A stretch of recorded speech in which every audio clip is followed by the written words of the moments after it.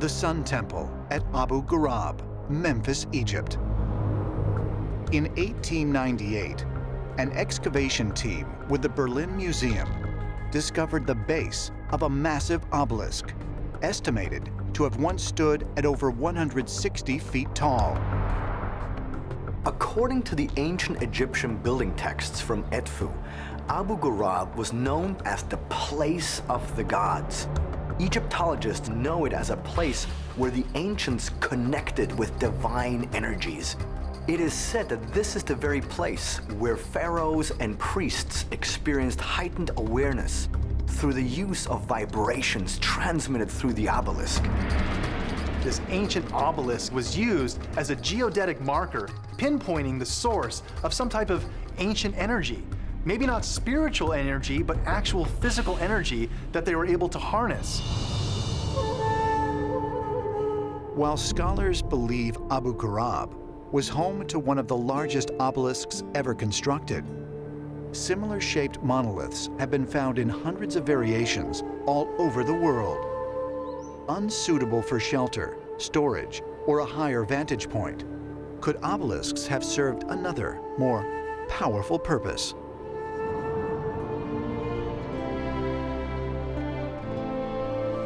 There's evidence that obelisks are tapping into this natural energy that's part of the earth. The whole concept is to take these natural energies of the earth and manipulate them.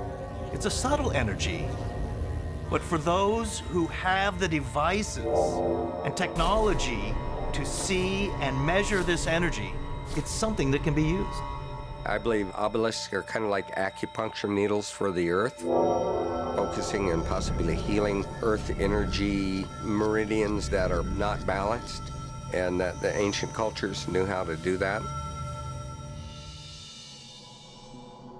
A vast number of obelisks are constructed from granite, a stone containing high concentrations of energy-responsive quartz crystal. Because of its crystalline structure, quartz has the ability to convert the Earth's natural electrical vibrations into usable energy by a property known as piezoelectricity. The piezo is for the vibrating or oscillating, and the electric is for electric. What this means is that you can use electricity to make them vibrate mechanically, and when they vibrate mechanically, they can generate electricity. Crystals have been used throughout all of history for various inventions, various technologies, and for getting things done. Your watch that you wear on your wrist could be a technology that uses crystals. Crystals are literally a tool and a technology that's essentially for transducing energy. And that is taking energy in one state and essentially converting it to another state. Is it possible the ancient cultures that erected obelisks had some understanding of the high-tech properties of quartz? And if so, could they have used obelisks to transmit energy over vast distances? Ancient astronaut theorists believe the answer is yes, and that evidence can be found by studying the work of Nikola Tesla. In July 1899, the famed scientist claimed to have invented a way to transmit electricity through the air, wirelessly, all over the world. By harnessing the Earth's natural conductivity, or what Tesla called standing waves, giant transmitters could send and receive limitless amounts of electricity flowing like invisible water. And one of the key components in his system was quartz crystal. Typically, when we deal with the energy of electromagnetic waves, it's in what we call a propagating form. It's like the flashlight, you turn it on, and it moves. It propagates through space and goes from one place to another. A standing wave is kind of a different phenomena because the wave just oscillates in one place up and down, and the energy goes in between two different regions back and forth. Tesla was proposing and tried to build this system of wireless power. He built the Wardenclyffe Tower on Long Island in New York. Tesla was going to then hook this tower up to a power plant, and he was going to broadcast electricity. According to him, anti-gravity airships would draw power from these towers. Ships, cars, and other power plants could also draw from this broadcast power.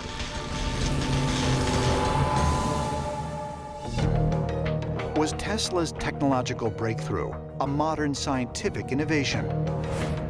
Or could it have been a rediscovery of a lost alien technology? Some researchers believe that, like Tesla, ancient builders discovered the ability to harness and broadcast Earth's power. And the ancient equivalent to Tesla's Wardenclyffe Tower may have been the Great Pyramid. The walls of this massive monument contain a high concentration of quartz crystal. And some believe the Great Pyramid, in conjunction with the obelisks, made up what may have been a global wireless energy network. The pyramids were actually geomechanical devices. In other words, they were attached to the Earth. They were tuned to vibrate with the frequencies of the Earth, and they converted the energies of the Earth into electromagnetic energy. Obelisks themselves, particularly the ones we find in Egypt, are in fact giant crystal antennas, and they can broadcast power in the way that Nikola Tesla, the great American inventor, wanted to broadcast power.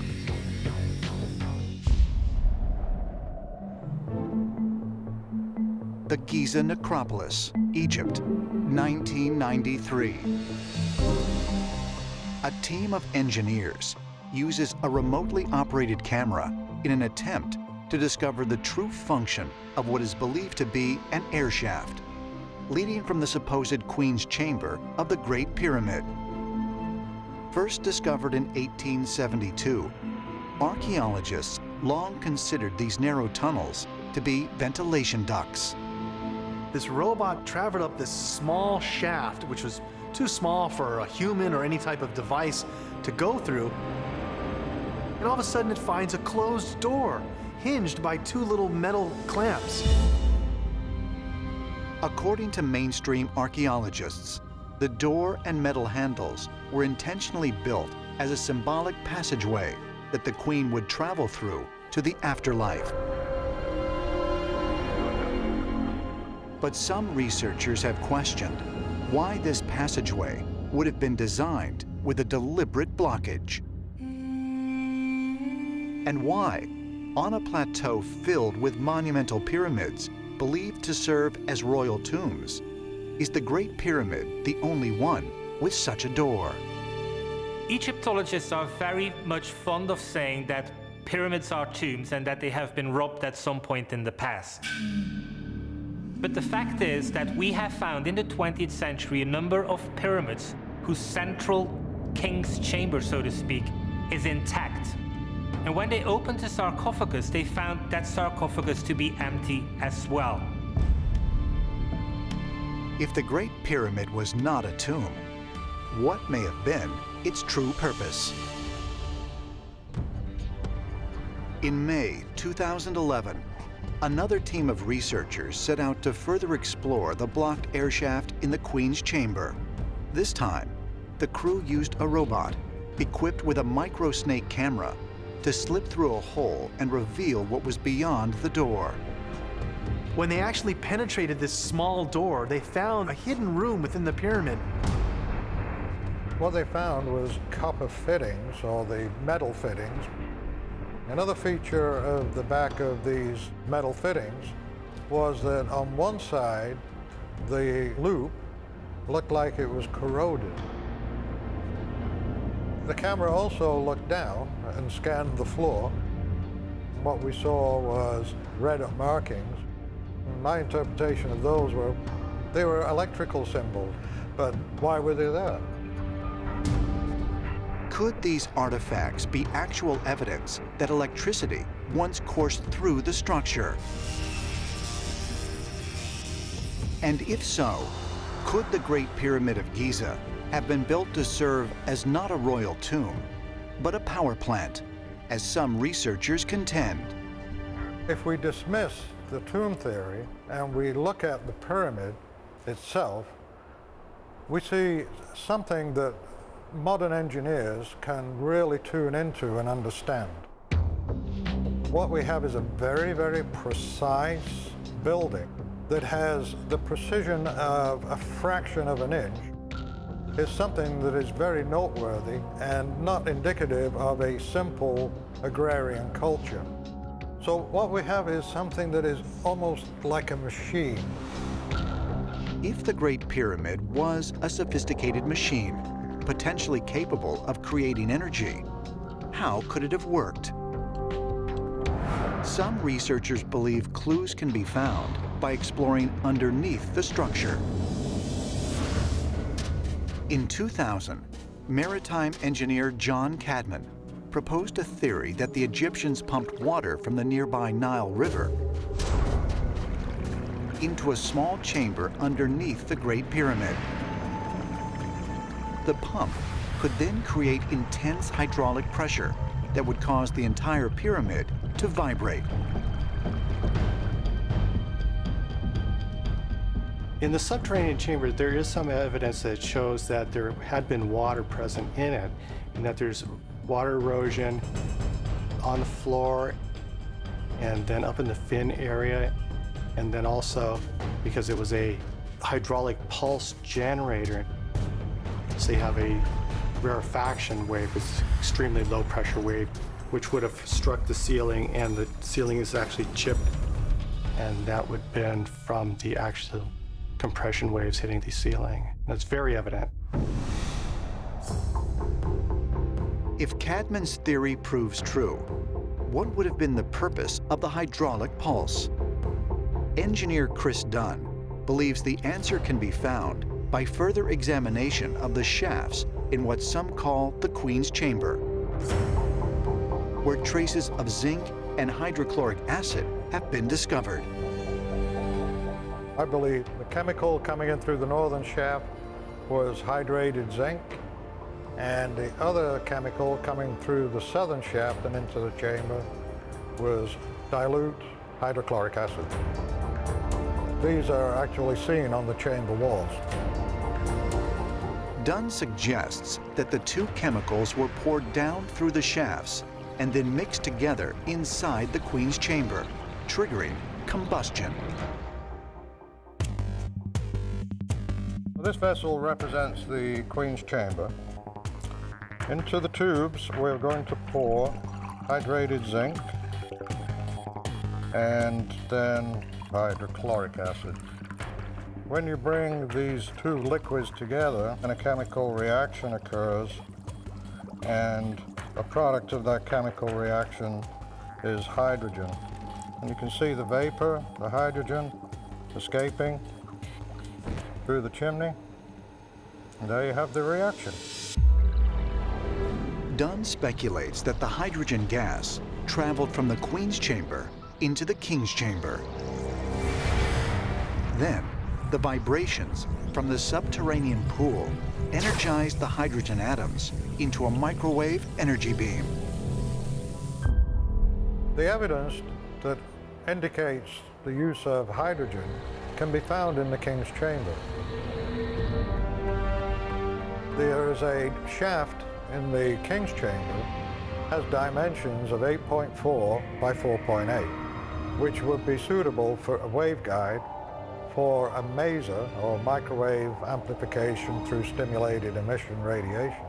And from there, we can actually propose many different ideas of what they did with it. Might the Great Pyramid of Giza actually have created power in the remote past?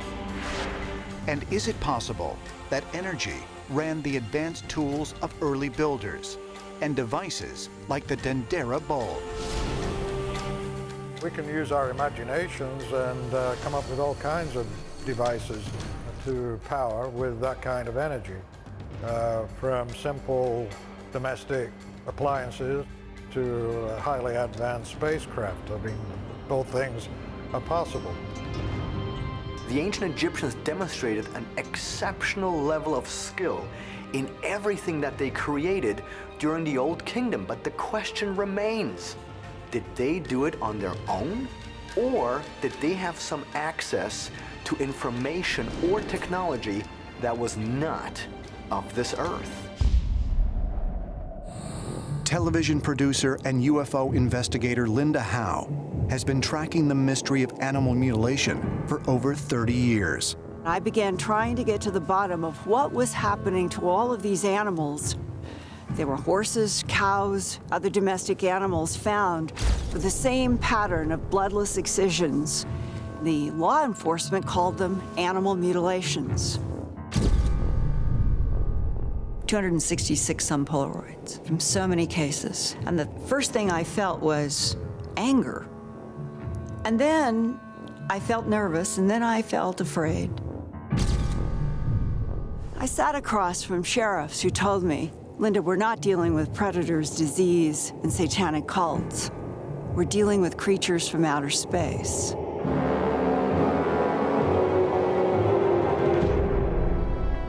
There are several explanations for why aliens would want to experiment on cows. One is that they're just looking for food, one that they're looking for some kind of information about vertebrate organisms. Another one is that they're looking for some kind of genetic material for some reason.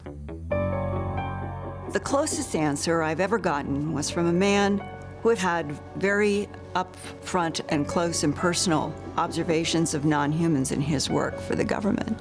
He told me, he said, the best answer I can give you, Linda, is it's a genetic harvest. But once you have said a genetic harvest from Earth, there's even a bigger question. Why a genetic harvest from Earth? What is being made with this genetic harvest?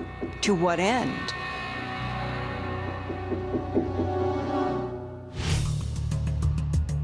The answer to these questions might be found in our ancient past, in the bizarre, almost Frankenstein-like experiments that were practiced by early civilizations.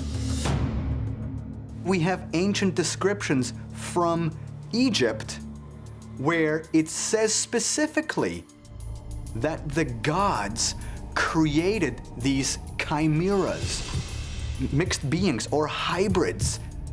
We find paintings where you have a human body with a cut-off head and a red tube coming out of it, and next to it you have just the head of some animal, and in the next picture, because they look like comic strips almost, and in the next picture you see the same human body with the animal head attached to the human neck.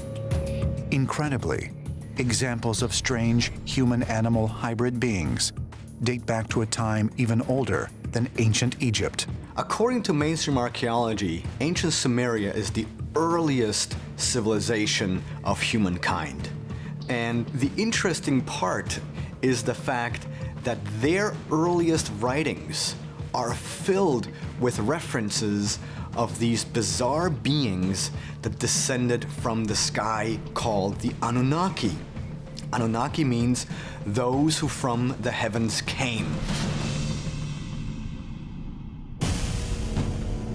But is there any physical evidence of these human-animal hybrids? If so, wouldn't we have found skeletal remains? The answer may have been found in Saqqara, Egypt, home to that country's oldest pyramid. In 1851, French scholar and Egyptologist Auguste Mariette explored a deep tomb dedicated to the sacred Apis bull. Inside were two sealed and intact sarcophagi. But when Mariette opened them, what they contained was shocking. They opened the sarcophagus and they didn't find a bull. Instead, they found this black mass of what's called bitumen, a type of asphalt, and inside this stinking mass, they found the bone fragments of 7 different 7 different types of animals crushed up. according to the accompanying texts, some type of monsters existed during the time of the Egyptians, and so who knows whether or not the priests instructed the people to destroy these beings, to rip them apart, to crush their bones, and put them inside this stinking mass and put them underneath a lid in the sarcophagus weighing 80 tons. I mean, in all of Egypt, we can find mummified remains of every single animal, but we find these sarcophagi that contain these crushed up bones. Doesn't that mean the ancient Egyptians did not want for those creatures to ever return after their death? Of course, mainstream scientists and archaeologists believe ancient Greek and Egyptian stories of animal and human hybrids are just fanciful products of the imagination. But are they? There is this period in pre-dynastic Egypt where these demigods ruled. We have not found human remains, we do not know who they were, but we do have scientific evidence that at least the ancient Egyptians believed firmly that they ruled. As to whether they are just human beings like you or I, or whether they come from somewhere else, or whether they are a hybrid being, we have no idea. What if ancient civilizations possessed the advanced scientific knowledge of our own modern-day scientists? What if they, too, had unlocked the mysteries of DNA, cloning, and gene splicing? Why is this so fascinating? Well, because if you look at this from a genetics aspect, we're in the process right now, today, of being able to recreate creatures like that. I mean, this is Frankenstein, this is science fiction stuff, yet in ancient Egypt, we have the exact same descriptions, the exact same depictions of some very bizarre hybridization program which took place thousands of years ago. They are mixing alien animals and human DNA, not just for 10 years or 20 years, but for thousands and thousands of years. And that's why there are so many alien abductions, and that's why each generation is psychically more advanced than the next until we get to the complete union of two cultures, the ultimate hybrid. I think the answer clearly is, we're not alone in this universe, and we have non-human intelligences interacting with this planet for reasons that are still unknown to most of us. It leaves you feeling a little nervous.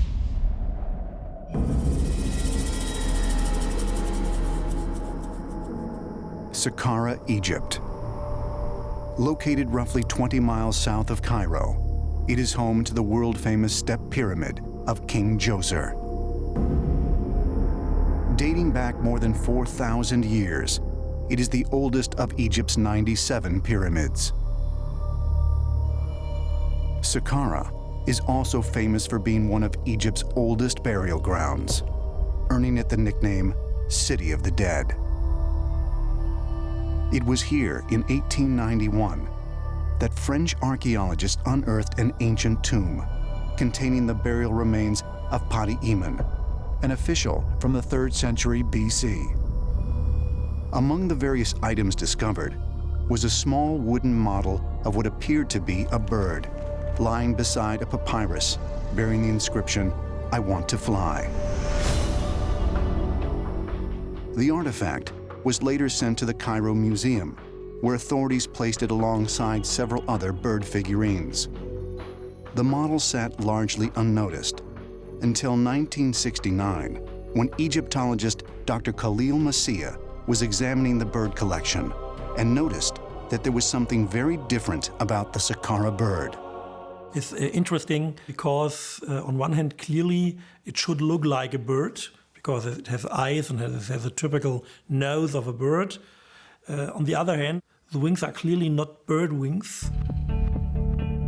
To the middle of the rump, you see is the wing a bit thicker. In this region, the lift up is the highest. The whole thing becomes thinner to the end of the wings, and those wings are modeled down. And this is a very modern aerodynamic design. Then the other point is birds have no rudders, because a bird does not need a rudder because of its aerodynamic architecture. And so there is the idea they are not representing birds, but flying machines or aircraft.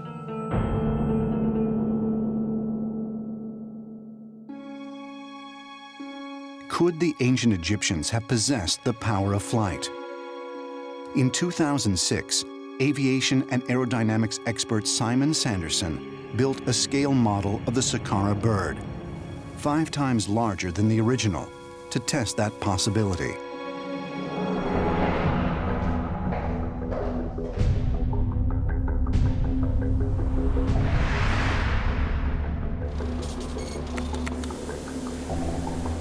We're running at a constant speed, slowly increasing the angle of attack and then measuring the forces which it's producing. That way we can learn about its flight characteristics.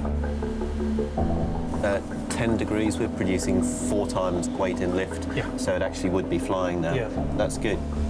Tests shows the Saqqara bird is a highly developed glider. And this is a design we use today. During the Sanderson tests, it was discovered that the only thing preventing the Saqqara bird from achieving flight was the lack of a rear stabilizing rudder, or elevator, needed to maintain balance. Is it possible that the Saqqara bird ever possessed this critical component? What is missing is something like an elevator, but if you look at this feature here, then we may interpret that something like an elevator was connected here, but was lost during the history. Computer models seem to confirm that the Saqqara bird is certainly airworthy. But there is another problem to consider: launching a glider. Modern methods require the use of a tow plane that pulls the glider into the air, then releases it when a proper altitude is reached. So how might the ancient Egyptians have launched the Saqqara bird? The scientifics of Egyptology told us that such a bird could be powered off by catapults to fly. And we had a high acceptance by Egyptian scientists. The idea of using a catapult does have a contemporary parallel. Many of today's glider enthusiasts employ a bungee cord system to launch their sailcraft into the air. But if the Saqqara bird is capable of flight, where would ancient Egyptians have acquired such technology?